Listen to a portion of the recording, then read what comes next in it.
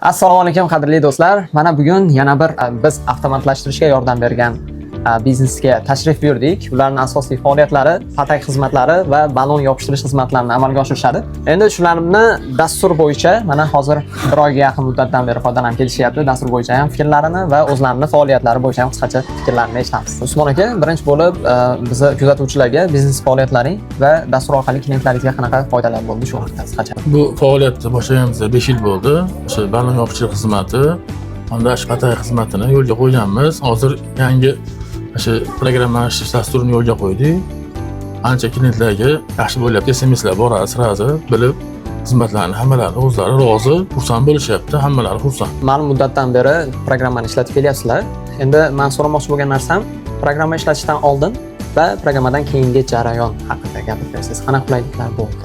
Oldin hisob-kitoblarimiz daftarda bo'lardi. Hammasi hozir bu avtomatlashtirilgan dasturda qilyapti. Hammaga klientlarga SMSlar boradi. Ancha bizga qulaylik tug'dirildi. Kelib SMS boradi, o'zlari kelib mahsulotni olib, pulini berib ketishaveradi. Agar sizni ham biznesingizni xuddi mana shunday osonlashtirish uchun avtomatlashtirmoqchi bo'lsangiz, biz sizga yordam berishimiz mumkin. Aytgancha, agarda sizga sifatli patak xizmatlari yoki balon yopishtirish xizmatlari kerak bo'lsa, bemalol Usmon akamga murojaat qilsalaring bo'ladi. Pastda raqamlarni qoldirib qo'yamiz.